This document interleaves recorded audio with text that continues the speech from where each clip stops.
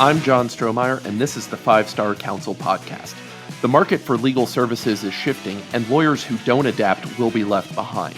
This podcast gives you a competitive edge in today's market by sharing the client service lessons you probably didn't learn in law school or in law practice. Let's start the show. Welcome back to 5-Star Counsel. This week we're talking with Colin Lay, a lawyer human with lay roots in Seattle. Colin focuses his practice on asset protection and trusts. I invited Colin on to talk about how he's structured regular communications with his clients. In some cases, those communications are stretched out over a year to make sure clients are doing the work that they need to get the benefit out of the work he's done for them. I took a lot of notes during this interview, and I think there's a lot for you to take to your practice. Let's get to the interview. Hey, 5-Star listeners. Before we start, I want to tell you about our amazing sponsor, Smith AI. Smith AI is a virtual receptionist service for small businesses with a specialty in working with solo and small law firms. I signed up with them within weeks of starting my firm because they are affordable for even the smallest solo practice. Their friendly receptionists respond to potential clients in Spanish or English, screen and schedule new leads, and can even take payments. And now they're answering calls 24 hours a day. So even when you're asleep, they're still working. Even beyond the phone, they've got live agents and chatbots ready to capture leads on your website, by text, and by Facebook Messenger. Smith's friendly gatekeepers can staff your front line so you can work uninterrupted.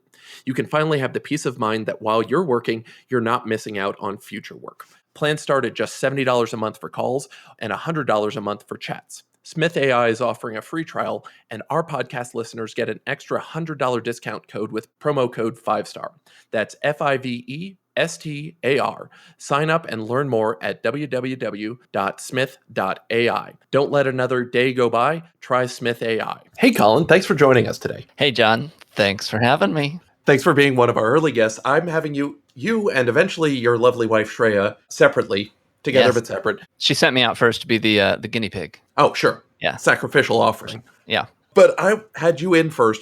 We're going to be talking about structured communications with clients because you and Shreya run your firm together, which is an amazing feat in and of itself.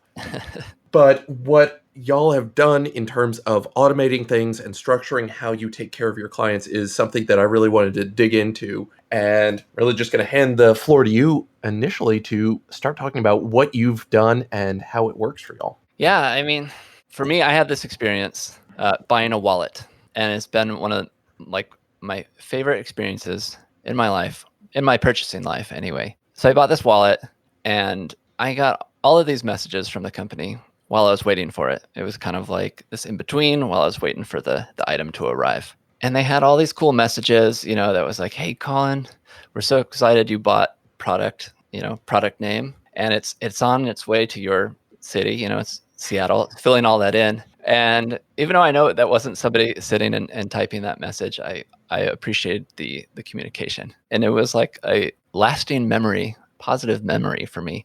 And it's like 10 years later, and I keep talking about it to random people, telling them about this wallet I bought. How long was it from ordering until receipt? Like a week, about a week. Yeah. And it came in a cool box. They had other neat things about it. But, part of that process was that keeping me informed along the way.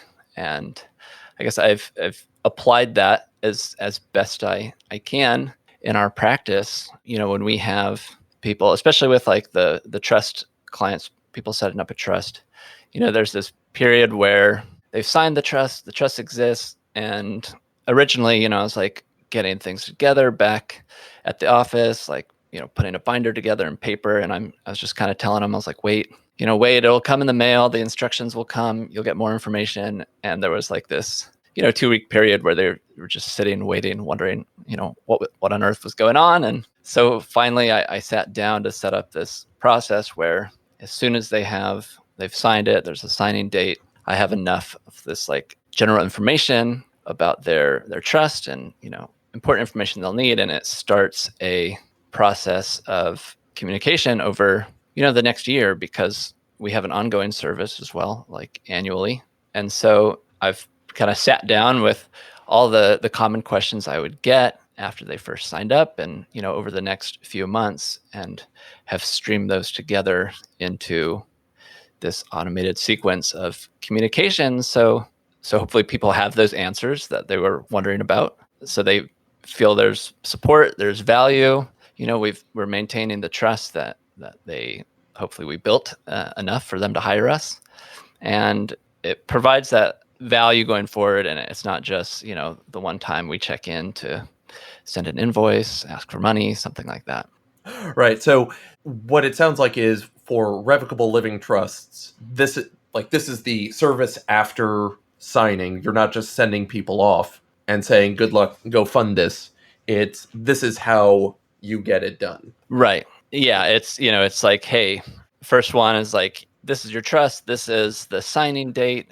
These are the names of the different parties. This is the tax ID number you would use, your social security number, if somebody asks you at the bank. And here's a link to the secure online folder where you have access to all your documents. And then tomorrow, we'll be sending you instructions for funding. And then that one comes, and it, kind of goes through that process. And then it turns into reminders for things they need to be doing, and reminders that we're here for them.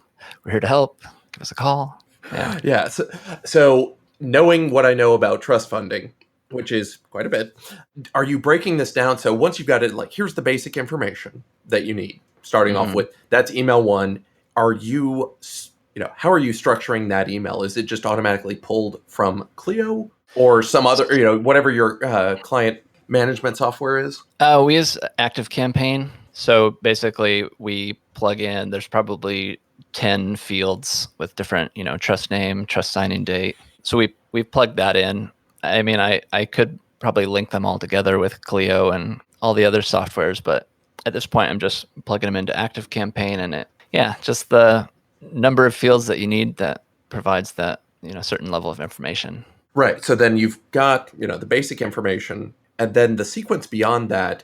Every client's going to be different in terms of the assets that they're funding into it. I mean, of course, things are going to fall into, well, here's a brokerage account, here's your checking account, your savings accounts. Does the sequence get varied at all for clients? Or is everybody getting, even if they don't have a brokerage account anywhere, it's just 401ks and not a separate brokerage account, would they still get the equivalent of instructions on how to fund an asset that they don't have? Yeah. So it splits at the start. Actually, during those funding instructions, it splits to who has a joint trust or an individual trust, and that's where they get a little bit different information. But it's like, click here, and here's our latest chart of different assets, and kind of steps to take depending on the assets they have. So it's instructions for everything. They kind of got to wade through it, so it's not down to like specific assets, but general instructions, but with an idea for who they are, whether they're a couple or individual. Okay. And then, so they're getting general instructions. And I think you'd also mentioned that you've got them on, it sounded like a continuing subscription as well. Yeah. That's more for, we do the asset protection. Okay. So that's kind of like an asset protection support membership, trust protectors service.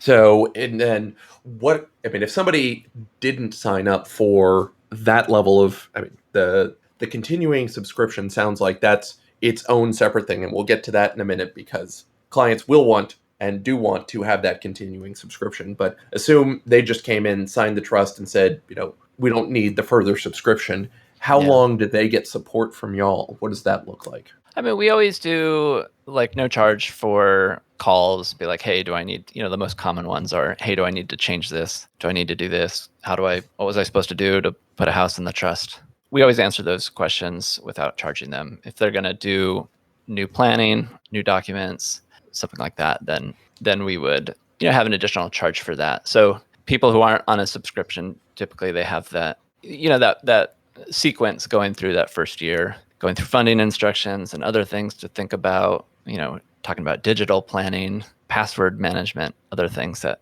I think are important for getting organized. And then I guess in the future, I could have a 10-year thing every year or so, check in with them. But yeah, it kind of gets them through the start if they're not doing a subscription service. Right. I mean, having been an estate planner for years and billed hourly before I had the ability to stop that, the call for the questions that come in a year, 2 years, sometimes 3 or 4 after they've signed documents, clients I know I got possibly 5% at best of the calls I should have with questions because clients knew, well, I'm going to get some bill. I knew I'm going to have a question of, do I bill them for this? Yes or no, even though, if you're billing in 6-minute increments, they only have a 30-second question. That's But when we you talked round up, about, right? the Astros or whatever Right. else that's not related to their planning for 5 minutes. Do I bill them for 1/10, 2/10, whatever that was? Yeah. It didn't help them if they didn't know they could have been calling, and I just made the decision that to take better care of them, we're just going to front load the cost and we're going to bear that going forward, knowing we'd rather talk to you about a question and have it quickly answered than for you to not even ask it. Right. So do your clients know that they can always call back and get in touch with you? Yeah, that's when I was kind of building out this longer term communication for the subscribers. All of the messages, when I was thinking, like, what should I put in this one? What should I put in this one? Anytime I was like, there should be a message here, it was just, hey, just a reminder, we're here for you. Ask questions, get your money's worth. We're not going to charge you more. So there's always a few of those just short messages. Hey, we're here. If you need us, ask. Okay. Right. So part of the sequence includes, I'm going to call them structured breaks, where it's just, we don't have any particular content. Not that you would be saying that, but you're acknowledging just because we're telling you things doesn't mean you may not have your own new things. Right. Yeah, because then the questions prompted by that may become the next new free email in the sequence. Yeah, absolutely. Interesting. So as you were building this out, I know from building out my own subscription services and anything, things always get you stuck in different places. As you look back on it, what were the big roadblocks to getting things in place? I mean, one of the biggest challenges was just sitting down to do it and planning it out and getting it set up. I had a message from another group I'm in today that was saying, do this from the very beginning. As soon as you write this email, save it somewhere and start getting it set up. So, we've just been doing this, just willy-nilly, basically, kind of rewriting the same messages every time and trying to, set reminders to send that one email that you sent that one time. So finally sitting down to do it was just one of the biggest roadblocks, I guess. And then I'm always worried when you set these automations up that it's going to screw up somehow and, send somebody 100 copies of the same email or have the wrong information in it. But, I've experienced that myself from other people. And I forget that it's never bothered me when somebody else made an error. They said, oh, sorry, we screwed this up. No big deal. But, I always forget that on my end, I feel like, someone's going to hate me forever. Yeah, because at this point, it seems like most people understand that we can't do everything and there are going to be some automatic things that go out from us. Not every email is going to be custom drafted. It's almost like expecting the wills that we're going to come up with, any documents. We're not drafting them from a blank sheet of paper. That's a waste of that's a waste of everybody's time. So to the extent that we're setting up these automated sequences, people, I would guess that the clients who are already dealing with those of us who use them understand that that's going to be an issue. And, occasionally you're going to have to say, it's okay. I mean, things happen all the time. When I was at the hotel, we had the glitch report, which was everything that went wrong in the hotel the previous day. And it was anywhere between 10 and 20 things every day that happened across every outlet. And it doesn't mean you didn't care. It just means these are the things to look out for. And so knowing to go back and look at your automations and see what those sequences look like, how could you, have you been able to preemptively stop future sequence mayhem? Yeah. You always find where the pause button is, and you can see when someone's you're watching them work through the sequence, and you can stop them for a while if they know they're about to, fall in a hole or go through some sort of pitfall. Right. I worked at the Hyatt Regency for a while, and I'm not sure if your glitch report is similar, but when somebody experienced a glitch, then they got marked. So that if you were dealing with that person later, that they experienced some sort of problem, and then you had the opportunity to make up for that error. Right. That was exactly it. Because it was reported, it would be attached to their profile. So anybody who could access the computer system, which is just about everybody, should have it show up. Now, of course, I was just on the hotel side. I don't know what things looked like on the food and beverage side, but I assume they were taking care of it as well. Yeah. Here's your free appetizer to make up for the front desk mispronouncing your name. So enough of the bad things, Colin. There are good things that come out of this too. And that's really the ultimate goal for this. We want to make setting up these systems work not only for us as the owners, us as the employees, when we wear the two different hats, but we also want it to work for clients to make their experience better with us. So as part of that service, like what have been some of the side benefits that you see with clients, but also the benefits that you didn't expect from setting this up? I mean, one on our side, as a small shop, anytime we've gotten to the point where we've said we need to hire someone, we need to bring somebody in just to do these tasks, we typically figure out a way to use this technology and these sorts of automations to address those same issues, and then you don't have to hire a person, and you can utilize technology, get your robots working for you. And for the client, I think just staying informed this whole time. And I mean, for us, at least on the asset protection side, they want to feel safe and feel taken care of, right? Our whole thing is that we're there to help them when they need us. And, just knowing that we're there makes them, I assume, feel great and be really happy that they hired us. Yeah, I mean, people, side benefit for us, it produces some referrals as well, right? You stay top of mind. You're not just disappearing forever. Right. Right. When you invest in going back to people, the sidelong benefit of, hey, we're still here, that reminds the clients, oh, that's right, that person still exists. The people who set up that trust for me 5 years ago, now I don't have to forget what their name is because you're sending them. I mean, what's the frequency that you're sending these emails?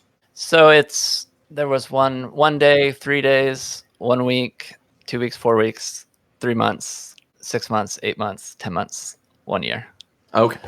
So you've got a structured sequence all the way out to a year just to get people hopefully funded and get everything handled. At the end of that 1 year, what happens? Or they just send them a sign-off email and wish them the best? Well, we have it mostly set up for our subscription clients. So we then have it linked to our payment portal so that they start getting reminders of, hey, your next year is starting, so we'll charge you soon. You can go here if you need to update your payment settings or anything like that. And then once the charge rolls through for the next year, then they get looped back into the start of not the same sequence, but a little bit, there's not all the funding stuff again, but they get looped into another sequence of the same sort of thing, like, hey, what's going on? We're here to help you. And it just kind of cycles like that. Do you have anything for the people who don't re-up? Do you keep in touch with them in any other way to, still have the same benefits of staying in touch with them? So we've typically done that before through a newsletter. It's kind of like hey, here's some things going on. Probably not as helpful for them because we're still probably talking about what we're doing and, instead of talking about them. But after that, maybe, a 1 year check-in, maybe those reminders, hey, these are these important things that you might that might cause you to re-examine your estate plan or, whatever this thing is you did X number of years ago. And then have you, turning away from the work you've done for your clients, do you have any structured communications that you're using when clients are reaching out for the first time? Anything to get them acclimated to what to expect as they sign up? We did before. We had this whole thing. Somebody was telling it. We had a coach tell us, you want to book somebody 2 weeks out, even if you're available, you want to make them wait a couple weeks. And we did that for a while. And then we'd have a whole series of emails and messages to say, hey, this is what we're going to do. We're going to send you something. And then we go and send it to them. The idea that it builds trust, and it also provides helpful information. So I guess we still do that. We don't make people wait 2 weeks anymore. That's been beaten out of me by another advisor who says nobody wants to wait that long. So yeah, they still get a couple of messages, if they're doing estate planning, kind of some information that they should think about, important roles, who might be involved in their plan. So they get those leading up to that first appointment. Right. I mean, it's something I've done as well. And for my practice, one of the great realizations was when I started educating clients before that first meeting, if we put the information in their hands, even if they don't recall 90% of it, but they have at least heard the words before, they walk into, once they walk in, if we can help them recall that, it's like, oh yeah, he told me what an executor is. Yeah. We can have better conversations, and that's what they really want. There's no magic in me telling you in person what an executor is and what an executor does. But if I can have you at least have that in your head, I'm not explaining something to you, then 10 seconds later asking you to make a decision about it. If you can, if you're hearing it a second time, the learning theory that I have no idea about, but I'm sure somebody out there is a much better learning theory expert.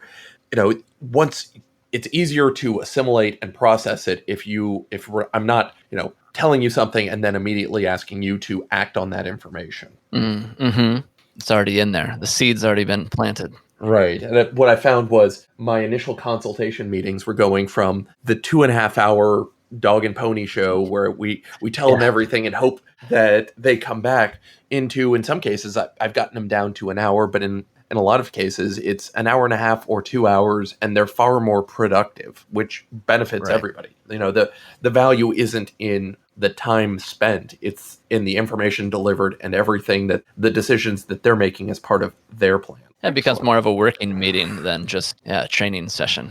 Right. Yeah.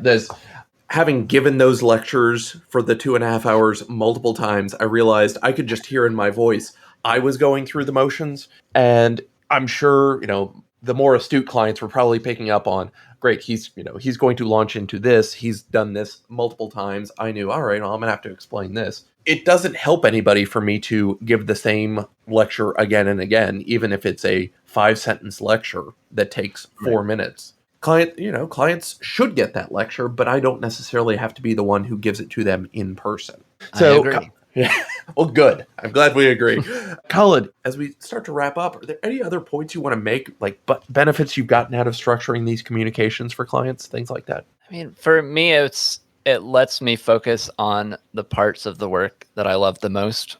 Sending out those emails and messages, staying on top of that and doing it myself manually was just terrible. I hated it. And, then it wouldn't always get done. But having the responses to that, and, for funding or, asset protection strategies, then we just got to, talk shop about that or, strategize about what they should be doing. And so I've been able to spend more of my time doing that versus just the, emails and typing, the same thing out or teaching those same lessons, that sort of thing. That has been taken off my plate, and instead doing some of the more fun work is what's left. Exactly. Like we can automate away the things that we shouldn't be doing so we can focus on the things that we love doing. Right. Awesome. And then people are going to get a better service and client experience because they're getting that happier you, right? Because you're not hating your life for doing the same lecture for the thousandth time.